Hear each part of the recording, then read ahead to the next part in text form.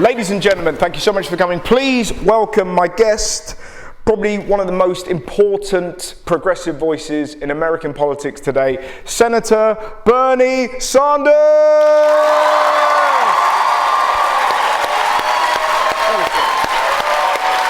Hello. Hey man, how are you? Can I grab a seat?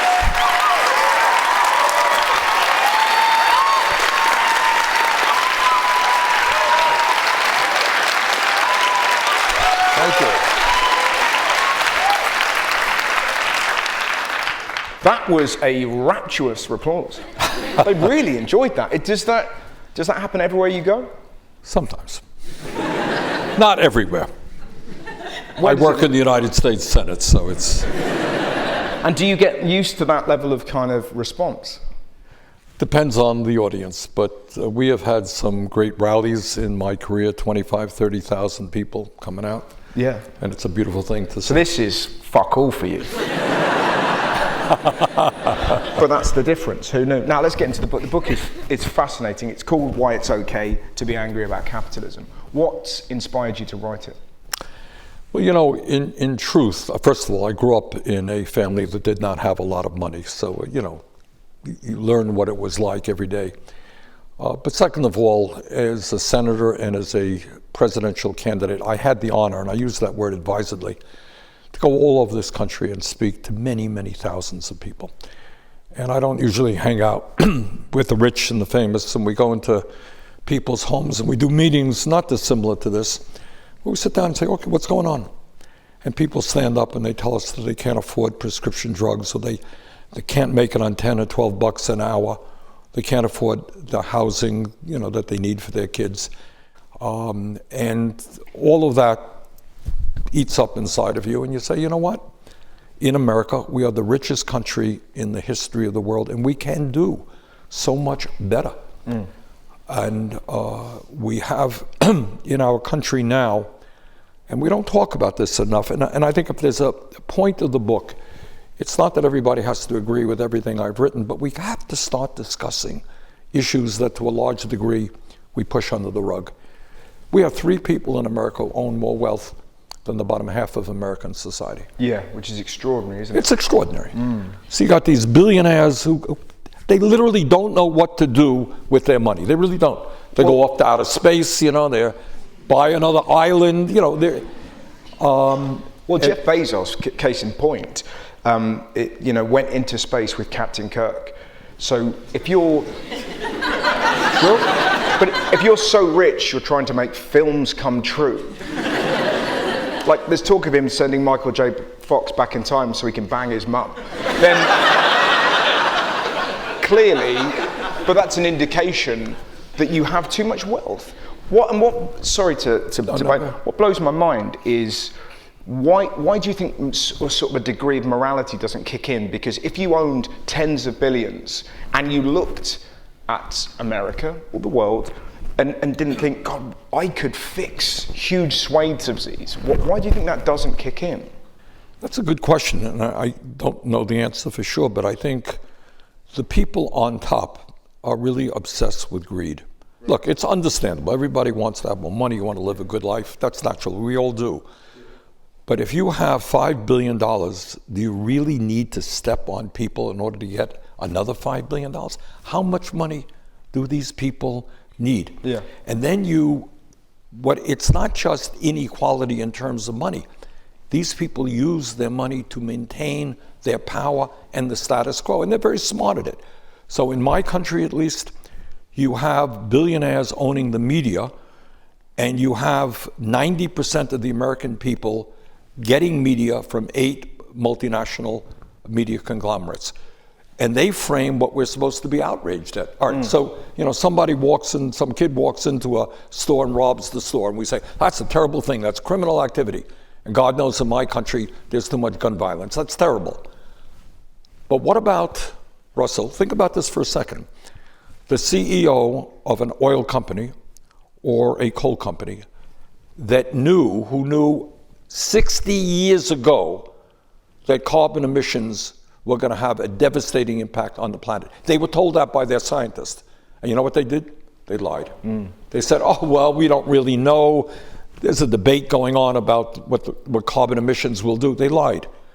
We have drug company executives in America who are raising prices, and we pay far more than you do for prescription drugs, but are raising prices so high that thousands of people die each year because they can't afford the medicine. What do we call those people? If a kid walks into a store and robs it, that's a criminal. I think these people are bigger criminals, and we have to deal with that reality. Definitely.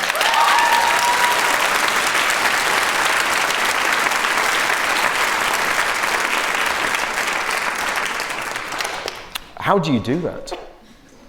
Because it feels, I think, you know, most people kind of agree with that, but like you say, there are so many, it's so entrenched. Yes, it is. In American society that if Jeff Bezos owns the Washington Post, that's right, then you know, he owns the way that the news is. You got it. Elon Musk now owns Twitter, and other billionaires own newspapers. It is tough stuff, and the change is not going to come tomorrow. But I think the way we bring about change is the way that real change has always taken place. And for a start, people have got to begin standing up and fighting back. That's what they've got to do. Yeah. And you saw that most extremely during the pandemic, in which we're still in, but at the heart of the pandemic, tens of thousands of workers in America and in the UK, these were nurses, these were bus drivers, grocery store workers, they go to work, and many of them died. Yeah. Tens of thousands died. The billionaire class became $2 trillion richer during that period. So I think it is high time to take a hard look at the structure, the economic structure of society and the political structure, because in my country at least, these billionaires are able to contribute as much money as they want into politics and elect the candidates who will serve their interests. It feels like people don't get outraged about that because the current stories that come out of America are Superman's become a girl, or Peppa Pig's got 3 sets of genitals, or have you heard what they're doing with the kids' books? And it feels like there's that old saying, is it find angry people, tell them you understand their anger, find something to point their anger at and walk away. Russell, I think you hit the nail on the head. Look, if you are the establishment, and if things are going better for you, the top 1% than ever in American history, you like what's going on. It's great. All right, how do we deflect attention away from that reality? How do we deflect attention that the rich are getting richer and you are getting poorer? Well, we entertain people in a dozen different ways. Yeah. So you got television. In the United States, you could turn on cable television. You got literally dozens and dozens and dozens of stations. Everything in the world you can possibly want, except talking about the reality of American life, who owns American life, and how we can move in a different direction. Surely the way to do that is to write an amazing sitcom about American life. And you have to put it through the machine that works. You won't get it into a major network. What if we get Seinfeld and... You'll get funny things. Beyonce. Seinfeld and Beyonce do a funny / musical look at American life. It's a first thought. But I guess the point I'm searching for is, how do you get that message out? Well, I'll tell you, I mean, social media is revolutionary. Yeah, true. But we're fighting against people who can flip water bottles upside down. But like, you've seen that. Grown men and women get a water bottle and see if they can fling it to land on the bottom. That will get more views than this. All right, but... Unless I flip you. See? Feel that? All right, there you go. Next time, not today. That's the way we do it. Next time on Bernie and Russ. I'll be back. You can flip you. Yeah. But I'll give you an example, and where social media has been revolutionary. I ran for president. When we run for president, again, we do meetings 3 or 4 times a day, all over the country. We get on a plane, go to someplace else, and that's what we do. And normally, what would happen is you talk to a few thousand people, and that's great. Maybe some local media will cover it, and that's great. But with social media, what we were able to do is live stream the events. So an event in which there were 2,000 people would be seen by 200,000 people. So for the first time in America, people were hearing ideas that they never saw on the major networks. And they saw people responding in a positive way.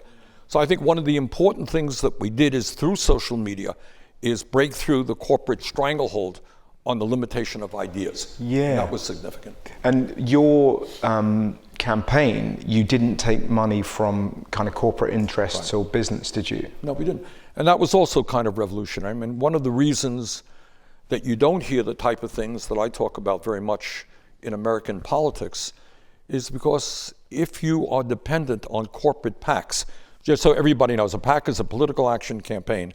As a result of a terrible Supreme Court decision, in America today, if you're a billionaire, you can put hundreds of millions of dollars into a PAC, which can then, put advertising on against any candidate you want, for any candidate you want. So as a billionaire, you have tremendous political power.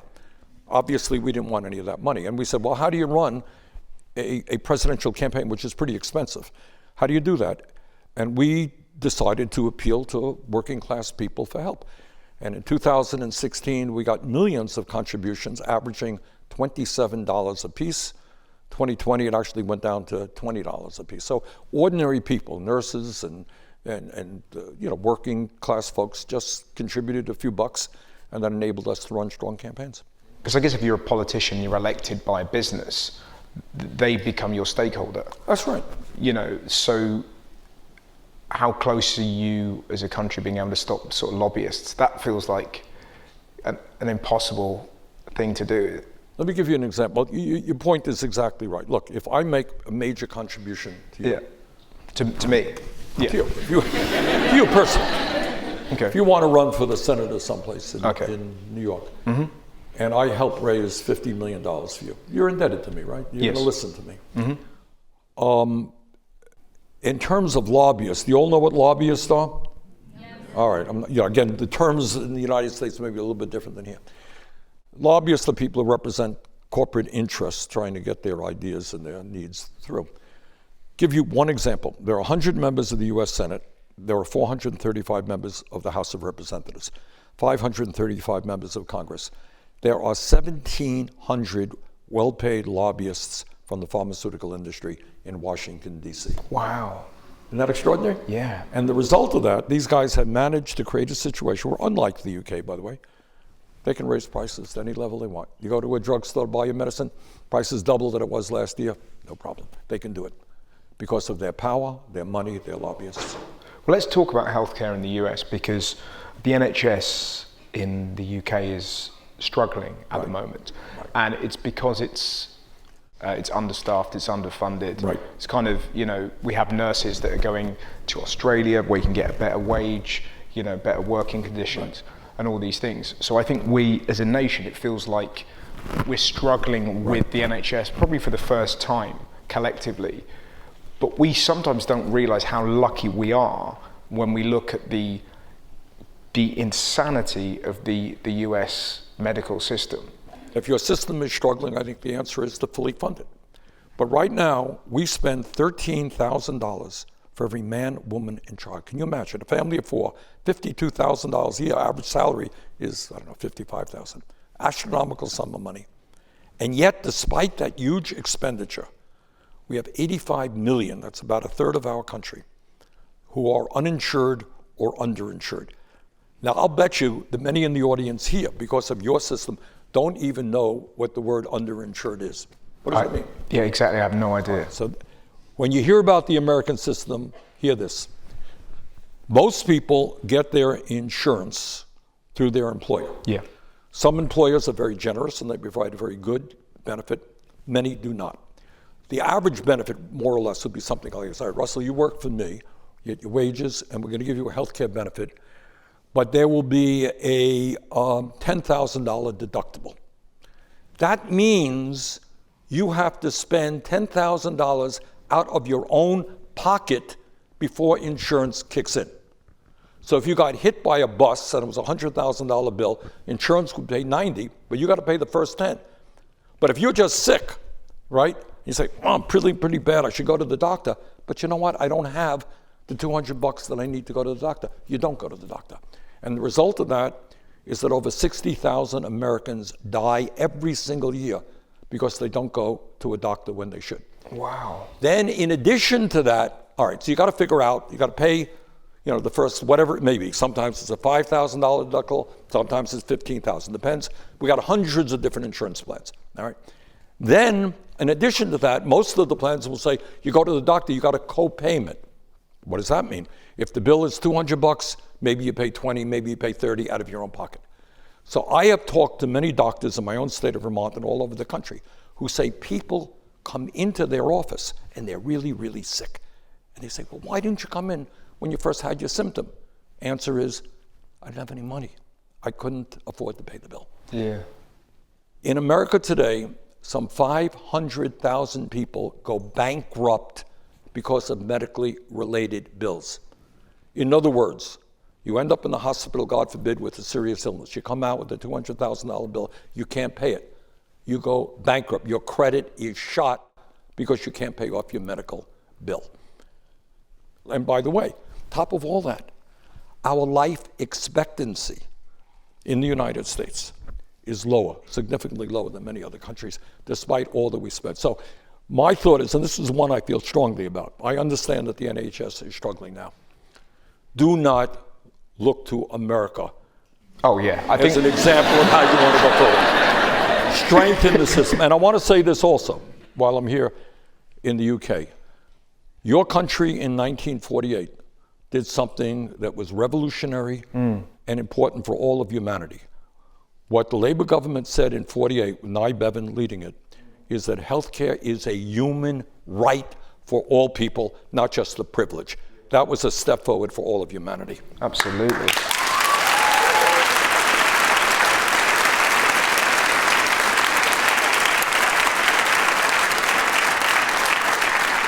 You've spoken a lot about the Scandinavian approach to healthcare, for example. Right. And they have a similar approach. The hospitals are much better. The prisons are far better because they, rates of recidivism. Yeah, exactly. But again, it feels like, how do you get over the hump of the tax problem in the US, particularly because it feels like as soon as you talk about, repairing healthcare or Obamacare or Medicare or whatever it may be, straight away it becomes, oh, well, you're just woke, you're just a communist. You want my kids to all wear the same clothes. It's amazing how quickly it turns into that argument. Well, one of the things, Russell, that I have noticed, and again, this has been an honor in my life. Well, thanks, same here. In addition to being with you, yes, sir. The other honor I've had in my life is going around the country. And, when you speak to ordinary people, and not just the people who own the media, they look at the world a little bit differently. So when you talk about taxes, you're right. But if you talk to many of the people in Scandinavia, for example, they say, yeah, we pay a lot in taxes, but you know what? We get a lot in return. Now, in America, we have, for example, a dysfunctional child care system. Yeah. You know how much it costs? $15,000 at least to send your kid to child care. All right. So if you're a family making $50,000 or $60,000, that's pretty impossible. Unlike the quality child care they have in many of the Scandinavian countries, Finland and elsewhere. Here's something that many people don't know. All right, you tell me, you have a baby here in the UK, what happens? How much time off do you have to nurture the baby? Anybody? 9 months. You got 9 months paid leave? Yeah. Is that for both? No. Okay, because in Scandinavia it's a year for both, I know that. All right. You know how much it is in the United States guaranteed? Anyone know? 0. Really? That's the response I was looking for. Yeah, unbelievable. So the truth is, and I've talked to this, you have a low-income, working-class woman, maybe a single mom, gives birth, she's back at work in a week or two because she needs the income to take care of her family. But then how does she afford the $15,000 to look after? Of course, she doesn't, she can't. I mean, that's the stress. That is, thank you. I mean, that's exactly the issue. The difference between poor and rich in America, and I'm sure it's not different here, is not that I have a big house and you're poor, you have a small house. I have a good car, you have a broken down car. That's not the difference. The difference is you have got to worry every single day how you stay alive. How are you going to pay your rent? How are you going to eat?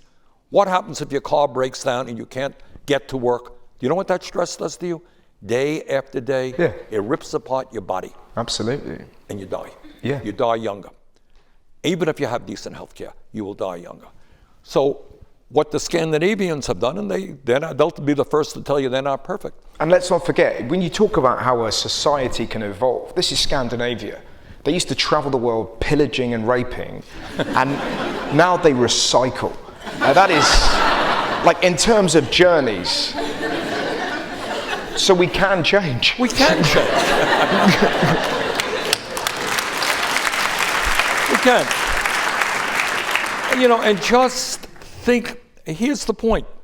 You know, we try to make austerity economics means that if you don't really work hard and you have a certain amount of luck, you're really in deep shit. That's a technical term we use in the United States. And all that this book is about is saying that given everything that's happening in this world, the wealth, the technology, can we not take that stress in terms of survival off the backs of people? What does it mean if everybody has decent health care? Can we do that? Yeah, we can. What happens if we move toward a situation where workers have more control over the work that they do? Interestingly enough, there was just a study, I don't know if you saw it, that came out of the UK, I think it was last week. And what it said, a number of companies experimented with a 4-day work week. Yeah. And the results were really quite strong. Workers felt great about it. They became more productive. The quality of their lives improved. Their stress level went down. Companies felt good about it. Those companies are going to continue it. As technology develops, should we not be thinking about a 30, 32-hour work week for workers?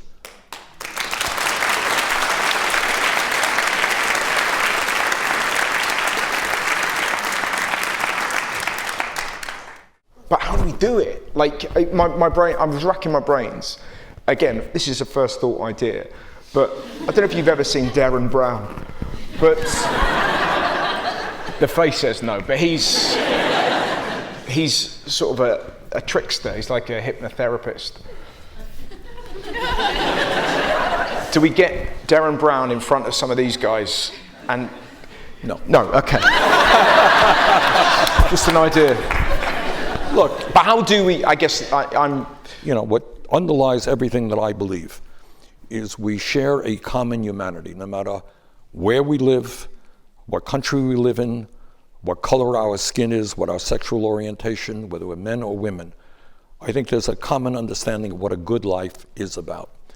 And we have got to bring our people together to stand up and say this world belongs to all of us and not just a few. And what worries me so much is the people on top. They're powerful not just in the United States. They got their pals in Saudi Arabia, and they got their friends in China.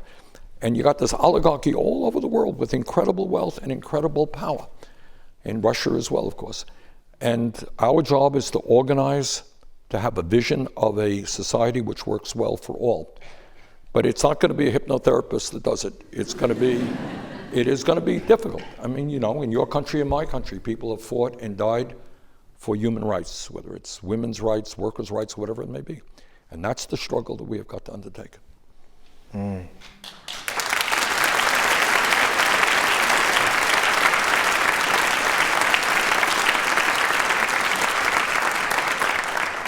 You seem to have a degree of hope, and I'm amazed by that, given that you're at the coalface of misery.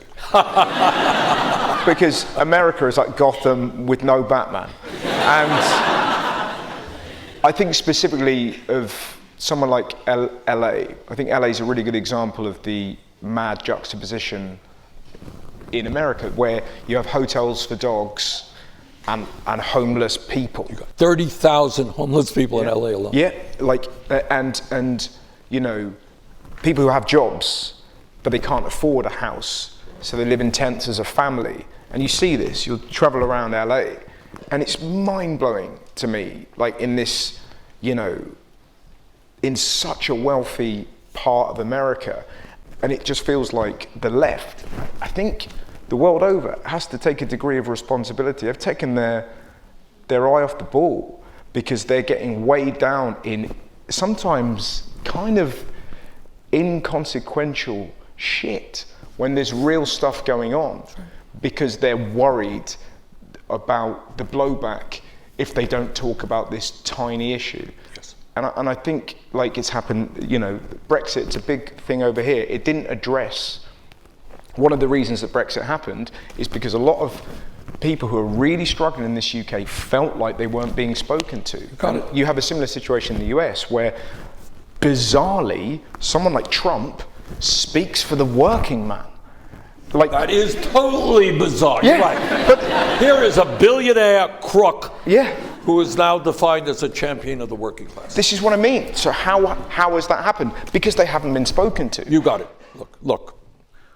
What you have is a situation where basically people are hopeless. They've lost their jobs. They don't have much hope for the future. They're looking at a situation where everything being worse, their kids are going to be even worse off than they do. And what do they do? What do they do on that? They turn to drugs. We lost over 100,000 people to overdoses last year alone.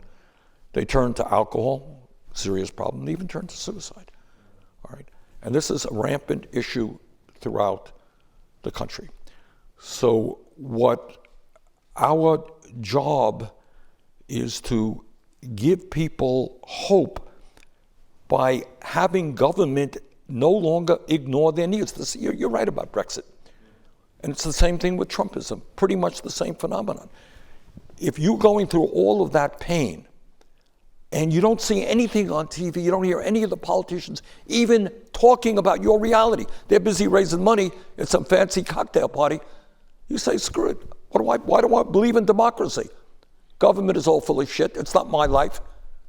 So I'm going to come along and do a strong man like Trump. He's loud, pompous, maybe lies all the time. Who cares? All right.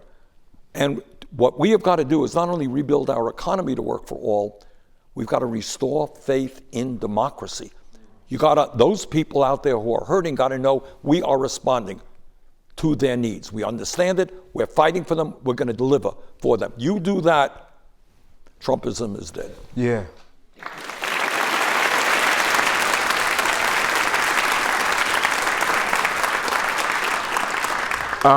There's one thing I don't agree with you on.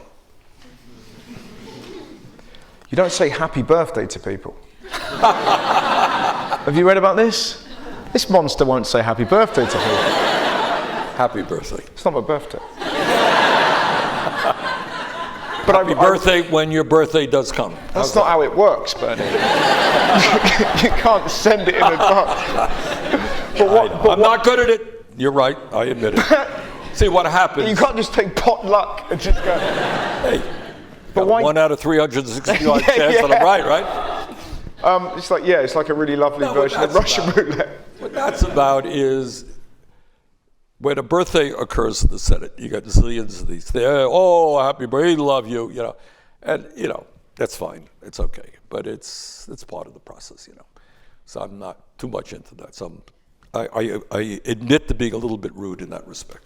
So is that just that your desire to make things better so visceral that you just can't get involved in backslapping? Yeah, I'm not much of a I'm not a small talker. Yeah. That's about it. And all right. So to all of my colleagues in the U.S. Senate, no. Happy birthday!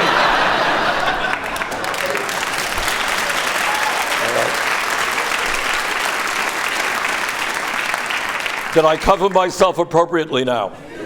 Now I'll tell you what else. This is literally what goes on. People have their staff, not very hard, say to your staff, okay, look up the birthdays of every member. It's all published. And on that day, send them a card. All right, we don't do that. I plead guilty. So there you go. Well, clearly, because you've got other things to do. I meant like your children. They're just walking around going. Now you're touching my wife is out there. You're touching a very deep nerve here. Okay. Well, I didn't mean to put you in. Let's pass over that and get on to the crises facing general humanity. Yep. It's difficult not to want to go there. Have you never said happy birthday to your wife?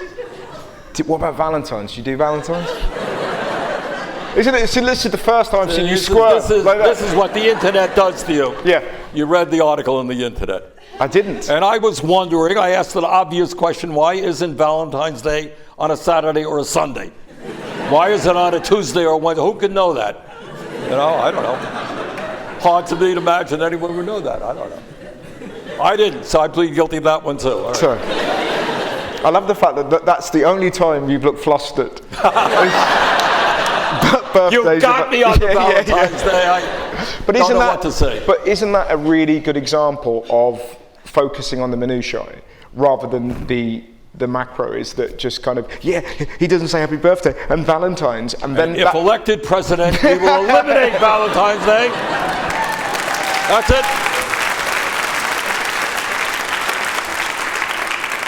There are a couple of female whoops there. And listen, I know the world's changed and all, but get fucked. Because I don't believe in Valentine's until it comes along and you don't get flowers. Sorry, Senator. I didn't realise I was sort of researching on you, and you were there when Martin Luther King did the I Have a Dream speech, weren't you? There with George Washington at Valley Forge. They don't know American history. I got it. All right. No, yes, I was. Dr. King, I was a student at the University of Chicago. We took a bus to Washington. I heard that speech. And King was an extraordinary man, more than the media often portrays. He was a very great American. And you know, people should really understand and appreciate the extraordinary life that he lived. Yeah. And what does the perfect world look like for you in, let's say, 40 years? How many years? 40? 40. How old are you? You're 81. Well, look. Let's do 20. Well, I would say one thing. You know, I don't know about a perfect world in 20 years. One thing that I think is clear, and what has been so really unspeakable for me and really horrifying is the war in the Ukraine. And it's not just the horrible suffering that we're seeing in the Ukraine or the unnecessary deaths of tens and tens of thousands of young Russians. It is that at this moment, if we are going to combat climate change, US can't do it alone, UK can't do it alone, China can't do it alone. This is the situation where either we sink or we swim. We're in it together. And Putin now dividing up the world because of this horrible invasion, and the United States moving toward a Cold War with China, which worries me very, very much. So the one thing we have got to do, and it ain't easy, is to figure out once again how we bring the world together to cut carbon emissions, to save the planet. If you think this COVID is the last pandemic we're going to see, unfortunately, it's probably not right. We need to work together. China is doing some important work in that regard. We got to figure out how we are prepared much more effectively for the next pandemic. Can we develop nasal sprays which will keep people healthy, etc. So bringing the world together is enormously important. And dealing with this global oligarchy and having people all over the world stand up to this handful of billionaires who have so much power is clearly the direction I would like to see happening in the next 40 years. And that is the, exactly.